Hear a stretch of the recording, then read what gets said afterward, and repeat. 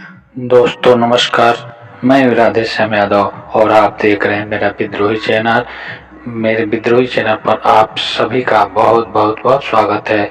आप मेरे वीडियो को लाइक करें, मेरे चैनल को सब्सक्राइब करें और बेल आइकन दबाना न भूलें, जिससे जब भी नया वीडियो अपलोड करूं तो इसकी सूचना सबसे पहले आप तक पहुंचे। चलिए बागेश्वर धाम के धीरेन्द्र कुमार शास्त्री द्वारा किए जाने वाले चमत्कारों का आध्यात्मिक मूल्य क्या है और मनुष्य के विकास में, मनुष्य के आध्यात्मिक विकास में, मनुष्य के आध्यात्मिक यात्रा की दिशा में इन चमत्कारों का क्या महत्व है और यह मानवता को क्या कुछ दे सकता है।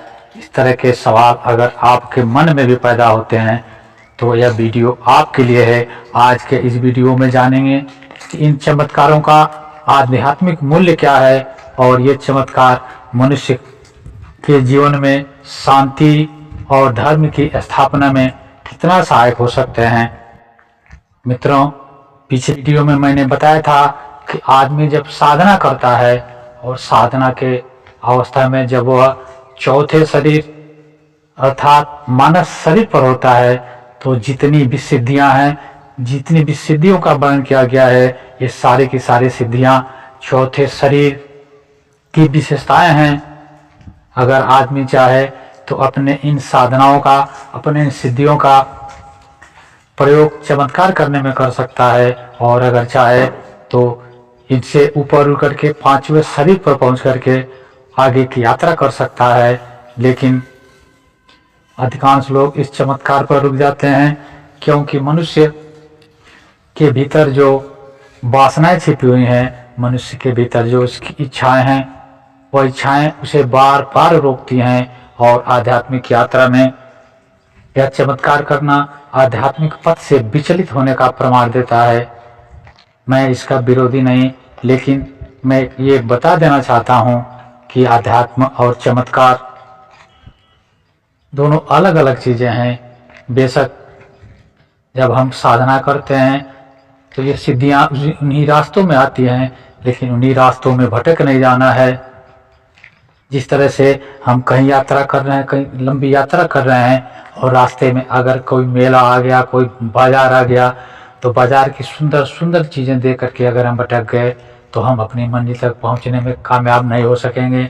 ठीक यही स्थिति है जब हम साधना करते हैं, जब हम आध्यात्मिक दुनिया में कदम रखते हैं और जब चौथे शरीर पर पहुंचते हैं तो ये जब सिद्धियां मिलती हैं तो अधिकांश लोग इन सिद्धियों का के आधार पर चमत्कार करना शुरू कर देते हैं और यहीं से उनका रास्ता बंद हो जाता है।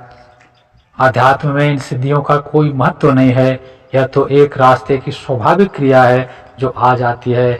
लेकिन इन आध्यात्म की अगर मैं विरोध नहीं करता, मैं ये नहीं कह रहा कि कोई पाखंड है, लेकिन मैं ये कहना चाहता हूँ कि आध्यात्मिकता के बल पर दुनिया को एक नई दिशा दी जा सकती है अगर सही दिशा में इनके प्रमुख बागेश्वर धाम के प्रमुख धीरेन्द्र कृष्ण शास्त्री के ऊपर अगर हनुमान जी की कृपा है तो इनका उपयोग मनुष्य को आध्यात्मिकता के तरफ भी मोड़ा जा सकता है।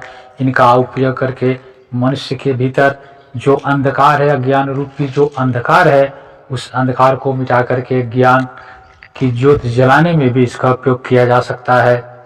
अगर हम चमत्कारों तक सीमित रह जाएं तो हनुमान जी की शक्तियों का पूरा उपयोग नहीं हो पाएगा।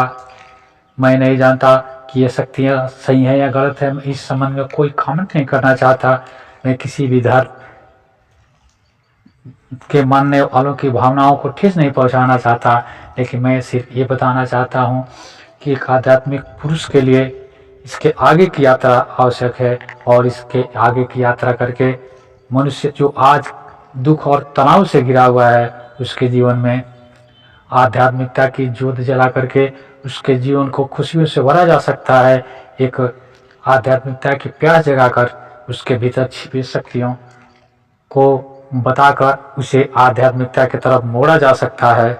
अगर सिद्ध लोग भी चमत्कार करने लगे तो फिर उन्हें उनके चमत्कार और तांत्रिकों के चमत्कार में कोई फर्क नहीं रह जाएगा।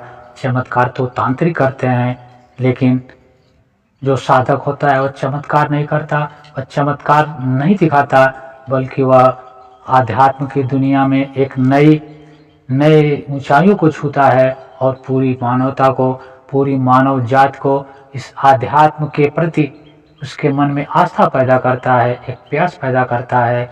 यह एक साधक के लक्षण है। साधक किसी चमत्कार पर विश्वास नहीं करते और पूरी दुनिया को चमत्कार पर नहीं बल्कि आध्यात्म के रास्ते पर ले चल करके उसके दुखों से छुटकारा दिलाया जा सकता है। लोगों की मन की बातें ना, उनके भविष्य को बता देना, यह चमत्कार का ही अंश है। यह तांत्रिकों द्वारा किया जाता है। यह किसी साधक द्वारा इस तरह के कार्य करना शोभा नहीं देता। साधक तो वह है जो पूरी दुनिया को साधना का रास्ता बताए, जो पूरी मानवता को उस परम ब्रह्म से जोड़ने का रास्ता बताए, इस पूरी मानव जात को अपने उस जड़ के बारे में बताए जिस जड़ से वह भटक गया है। मनुष्य के सारे दुख तनाव इसलिए हैं कि वह अपने केंद्र से भटक गया है। जिस प्रकार किसी वृक्ष की जड़ें अगर उखड़ जाएं, धरती से उखड़ जाएं, तो वह वृक्ष सूख जाएगा, मृतक हो जाएगा, वह दुखी रहेगा। ठीक उसी प्रकार मनुष्य भी अपनी जड़ों से भटक गया है। मनुष्य की जो जड़ें हैं, जो उसका केंद्र है, जो परमात्मा जो उसका केंद्र, उस केंद्र से भटक जाने के कारण ही मनुष्य के जीवन में दुख और तनाव है। जब हम अपने जड़ों को जान जाएंगे, जो इस तरह से वृक्ष की जड़ें जमीन से खनिज लवण और पानी लेकर के जीवित रहती हैं, उसी प्रकार हमारा जो केंद्र है, हमारी जो जड़ें हैं, वह परमात्मा है। परमात्मा से ही हमें सब कुछ मिलता है। हम अपने उस परमात्मा से दूर हो गए हैं, इसलिए हमारे जीवन में दुख है, तनाव है। और अगर किसी रास्ते से हम अपने उस जड़ तक पहुंच सके, वह जो हमारे आत्मा की परम अवस्था है, चेतना की जो परम अवस्था है, जिसको परम आत्मा कहा जाता है, वहाँ तक पहुँचने में सफल हो जाए, तो वह उस मनुष्य के जीवन में एक अजीब तरह का आनंद पैदा होता है, एक अजीब तरह की प्रफुल्लता पैदा होती है। और यही बताने वाला रास्ता आध्यात्मिक पुरुष होता है। अध्यात्म का यही सही कार्य है, अध्यात्म का यही सही अर्थ है। और इसलिए मैं यह आग्रह करना चाहता हूँ, यह निवेदन करना चाहता हूँ कि अगर इन शक्तियों का प्रयोग लोगों के भीतर प्रकाश, ज्ञान रूपी प्रकाश जलाने का प्रयास किया जाए, तो इसका पूरा उपयोग हो सकता है। मित्रों, आप मेरे इस वीडियो को लाइक करें, मेरे विद्रोही चैनल को सब्सक्राइब करें। मिलते हैं अगले वीडियो में, तब तक के लिए नमस्कार, जय हिंद, जय भारत, वंदे मातरम।